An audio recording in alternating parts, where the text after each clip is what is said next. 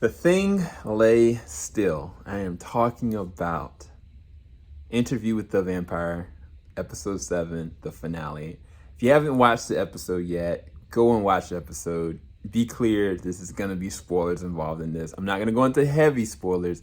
And just so you guys know, because the last comment was like, you're really on point, and then you stop and you go. It's because I don't want to divulge all the.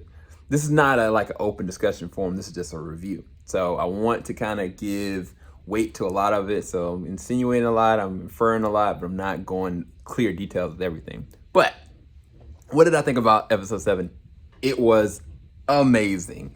The musical composition choices for the beginning and the end were amazing. The way they interwove with certain things, whether it was the actual dance, whether it was the party, whether it was the duplicitousness and the mystery behind kind of how Claudia was trying to orchestrate her plan.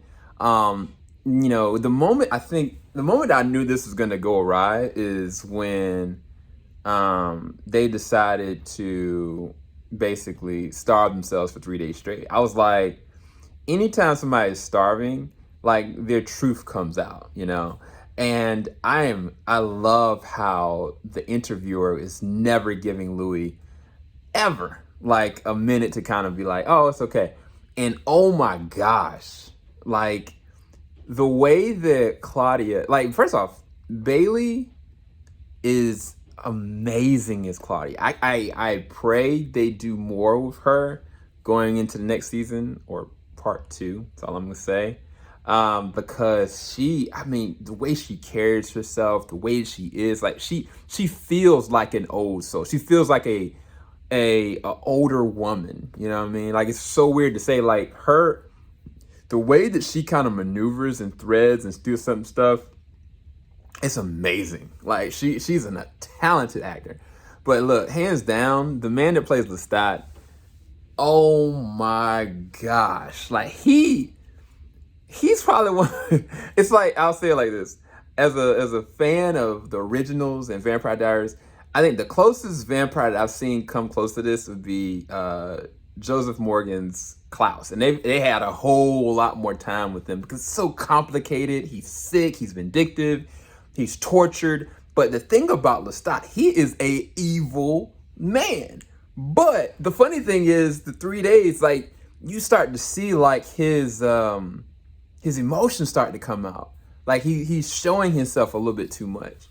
And like he's letting his guard down for a reason, of course, we know later on in the third act. But like I think the moment when Louis and Lestat were on the balcony together, if you look at and pay attention to the actor that plays the role of Lestat, like normally, he's always trying to be in control, or he's normally angry, or he's normally just cold, or he's normally being vindictive. But I think that was a vulnerable scene because his eyes were literally just fixated and focused on Louis. It was almost like he was trying to reach, it's like he's trying to woo him all over again, but also reach him because he knows what the plan is going to be. And an equal measure to that is, the actor playing Louis, because the whole entire episode is like, he's like, I'm going to do it. I want to do it. I'm drawn in, I can't let go. The crazy thing about this is that the interviewer was right. He said, like, sounds like Stockholm Syndrome. Sounds like you're repeating the same exact thing. Seems like you haven't progressed or grown past all of this. And it's like, he was right. Especially the way that it ends. And it's kind of like, you just swapped up, dude. And it's weird to say, but I don't know, because I haven't read the books, but I also didn't know if Claudia was going to start to have like real emotive feelings outside of being, like his younger sister kind of thing. I was like, what happens when she's like, look, I'm here for you. I'm always here for you. I love you. Yada, yada, yada, yada, yada. And it's like, either way, he's still choosing someone else. And it's, dude, like, it was so freaking good. And it was so gory and bloody as well. Like, when everything went down in the third act, yo, like the chess, it's like it was an immediate callback to the chess game. And it tortured him. It tortured him to not know how she was able to do certain stuff over him. And they created her. Like it's sad because I think a part of her, if he would have let her get on the train and do what she really wanted to do, it maybe have worked out better, you know. And she said it. She's like, should just let me stay on the train. But dude, make no mistake, that joint, this show is so freaking good, bro. And it's crazy because when they were at the ball, and I think that the way that they play off everything so well, you kind of just assume that everybody looks at them and their perspective is these guys are young and they're kind of like, or look young. They're in their own bag. They're rich, but people still looked at them with prejudice while they were dancing together, and let alone the kiss.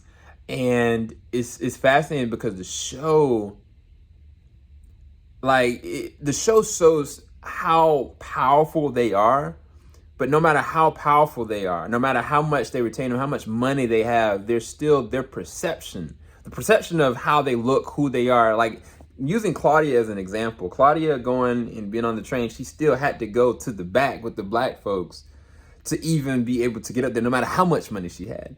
And just like Lestat and Louis, like, the perception is another thing, regardless of how much money they have. And so it also is a play on that, the fact that they're vampires. So like, it's kind of like if everybody knew they were vampires, everybody be trying to come against them anyway. And it's so well written and interwoven into the context of this that it makes the show so much better. Like, dude, gosh, yeah, it was amazing. It was so good. Hopefully you make sure you've liked, subscribed, hit the bell button. Go and check out all of our other reviews. I've had a ball reviewing this. I wish I could have reviewed some of it with other people. Maybe I might have a season discussion about it. If you guys are interested in it, let me know in the comment section below. And yeah, Interview with the Vampire Part 1. Season 2, I guess it's going to be Part 2. I don't know if this is a miniseries or if this is going to be a whole full-fledged Season 2.